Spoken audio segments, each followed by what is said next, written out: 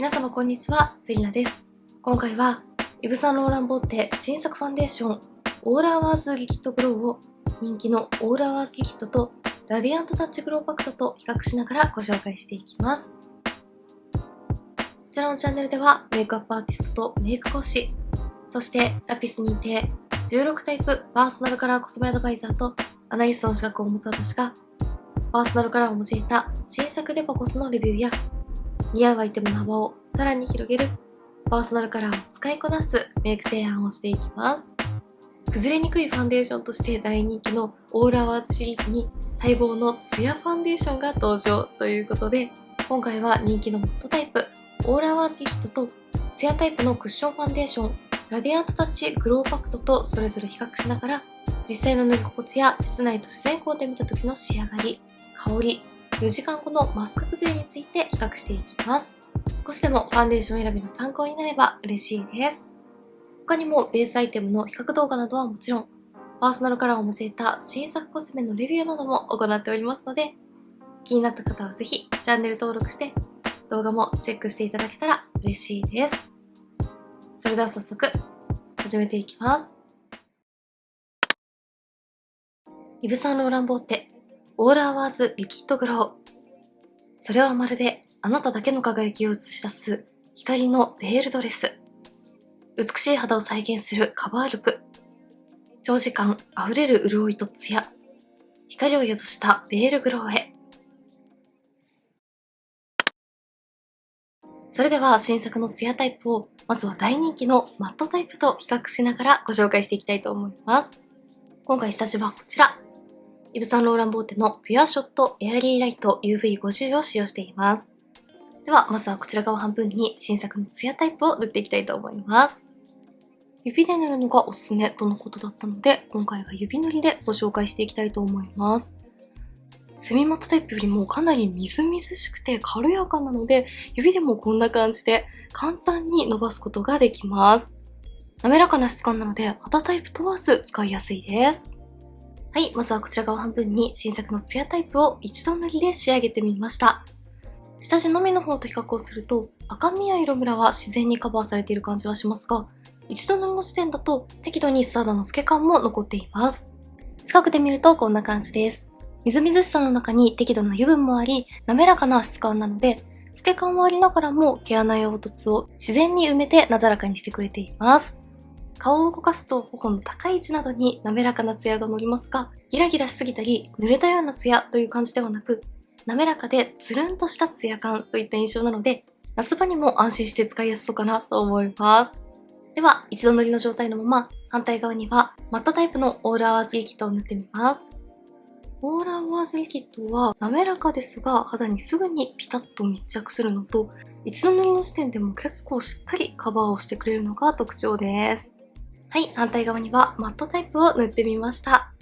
どちらのファンデーションも一度塗りの時点だと適度な軽やかさがありますが、比較をするとマットタイプの方が赤み補正力が若干高いのと、毛穴補正力がかなり高い印象です。近くで見るとこんな感じです。イヴ・サンローラン・ボーテの公式ホームページでは、どちらもカバー力が星5という記載でしたが、一度塗りの時点だとグロータイプの方が透け感が残っているのに対して、マットタイプの方がより透け感が少なく、毛穴や凹凸を埋めて補正してくれる力が強いように感じました。そして塗り心地についても結構違いがあって、マットタイプは滑らかですが、すぐに肌にピタッと密着して肌をしっかり覆うような感じなのに対して、グロータイプはみずみずしさの中に適度なオイル感もあり、滑らかにスルスルと伸び広がってくれます。グロータイプの方がより塗りやすく感じると思います。ただ、塗り終わった肌表面はどちらも同じくらいベタつきを感じさせないので、皮脂が気になる肌タイプの方にもどちらも同じくらい安心して使いやすそうです。では、それぞれ上から重ねてカバー力を足していきたいと思います。まずはグロータイプです。グロータイプはみずみずしいので重ねていってもこんな感じでムラなく均一に馴染んでいってくれます。タップするように重ねていくと厚塗り感を出さずに自然に色ムラをカバーしていってくれるのと、滑らかなツヤが増していきます。続いてマットタイプを重ねていきます。マットタイプは肌にピタッと密着するので、少量ずつをタップするように重ねていくと綺麗に仕上がります。マットタイプは重ねていくと赤みや色ムラのカバー力がアップするのはもちろん、こちらは毛穴もどんどん埋まっていきますね。はい、こちら側に新作のツヤタイプ、反対側にマットタイプをそれぞれ何度か塗り重ねて仕上げてみました。一度塗りの時点だとマットタイプの方が少しカバー力が高く感じましたが、しっかり塗り重ねていくと赤みなどの補正力はだいたい同じくらいに感じます。コンシーラーなしでも気になるニキビ跡などもカバーしてくれるので、どちらも比較的ハイカバーなタイプのファンデーションです。ただ近くで見るとこんな感じで、ツヤタイプの方がカバーしつつも肌の質感に透け感があるのに対して、マットタイプは重ねれば重ねるほど毛穴用凸をしっかり埋めるような毛穴補正力が高い分、比較をするとほんの少しだけマットタイプの方がカバー力が高く感じると思います。アップで比較するとこんな感じの違いです。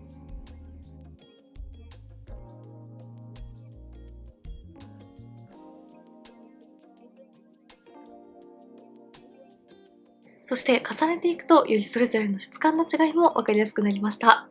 ツヤタイプは重ねていってもやりすぎ感のない滑らかなツヤ感は保ってくれますが、つるんとした生き生きとした滑らかな肌に仕上がっているのと、立体感やメリハリも出てくれます。反対にマットタイプは重ねていってもパサついた印象の重たいマットにはなりませんが、毛穴や凹凸をしっかり埋めた陶器のような均一肌に仕上がります。カバーしながらも程よい透け感や立体感も残したい方はツヤタイプがおすすめ。毛穴や凹凸をしっかりカバーしたい方はマットタイプがおすすめかなと思います。そしてカラーについてはどちらも同じ LN の4という番号を使用していますが、今回ツヤタイプの方が少し暗めの色出しに変更になったとのことでした。比較するとそこまで大きな色の変化は感じにくいですが、ツヤタイプの方が立体感が残りやすい分、若干色味が落ち着いているように感じるのかなと思います。気になる方はマットタイプよりもワントーン明るめのカラーを使用するのもおすすめですが、個人的にはそこまで大きな違いは感じにくかったです。はい、外の自然光で撮影しています。自然光で見ても新作のグロータイプはそこまでギラつく感じではないので、とても自然で滑らかなツヤ感が特徴的です。反対にマットタイプもこんな感じで重たいマットではないので、そこまで大きな違いは感じにくいですが、比較するとやはりツヤタイプの方が全体的に軽やかで滑らかな感じがします。香りの種類や強さはどちらも同じで、売り系のフレグランスのような香りが結構強めに感じられます。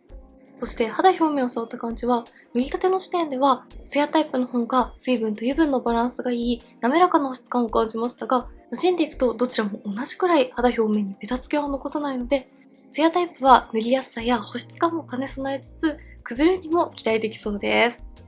ではこの上に同じシリーズのオーラーワーズルースパウダーをパフで軽く塗って、これから約4時間ほどマスクのまま過ごして、崩れについて見ていきたいと思います。はい、あれから約4時間ほどマスクのまま過ごしました。崩れについて見ていきたいと思います。マスクの中の肌はこんな感じです。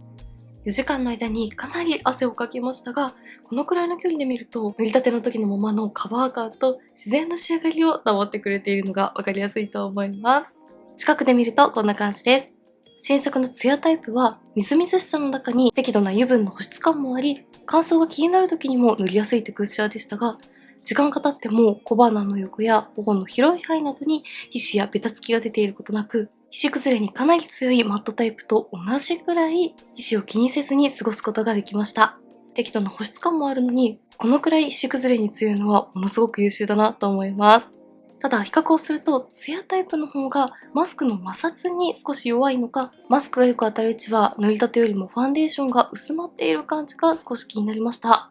ただマスクをしていない額の部分はこんな感じで、塗りたての時のままの仕上がりを保ってくれているので、こちらのファンデーションは摩擦以外にはかなり崩れに強いタイプなんじゃないかなと思います。アップで比較するとこんな感じです。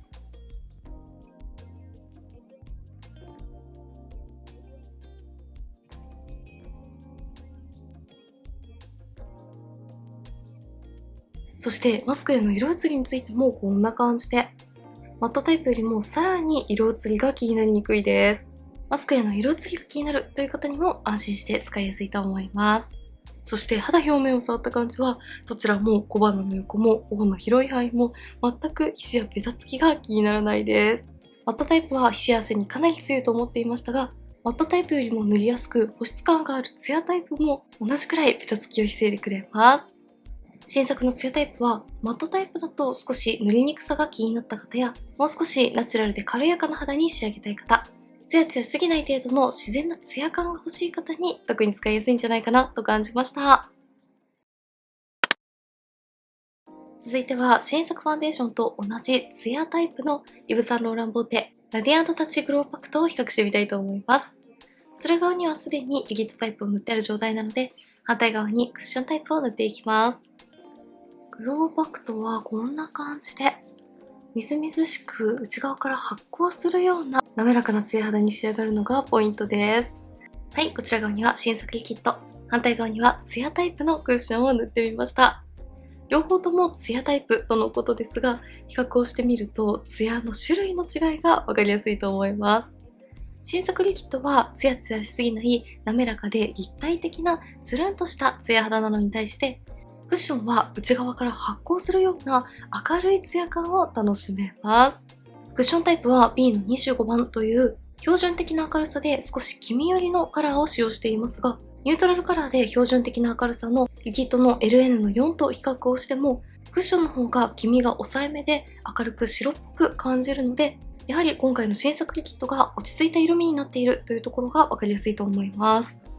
質感についてはこんな感じで、どちらも赤みや色ムラを自然にカバーしつつも、重さや厚塗り感のないナチュラル感も同時に楽しめます。クッションは肌を膜で覆うような質感なので、毛穴や凸をつるんと滑らかにして補正してくれているイメージ。リキッドタイプは適度な肌の透け感を残しつつ、気になる部分はカバーしてくれるというイメージです。アップで比較するとこんな感じの違いです。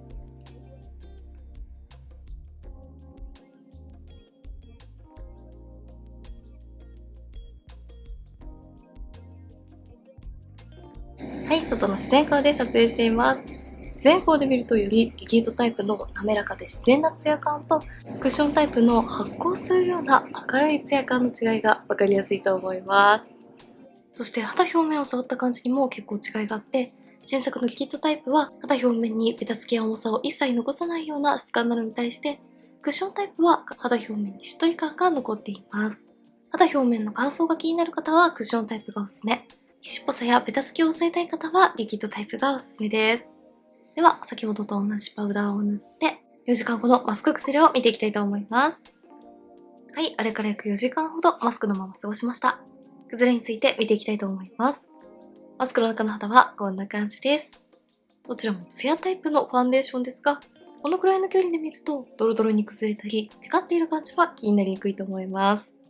ただ近くで見るとこんな感じで、新作のリキッドタイプはやはり小鼻の横や頬の広い範囲などに皮脂やテカリが出てきている感じが全く気にならないですが、クッションタイプはほんの少しだけ鼻周りに皮脂っぽさが出ているのがわかりやすいと思います。アップで比較するとこんな感じです。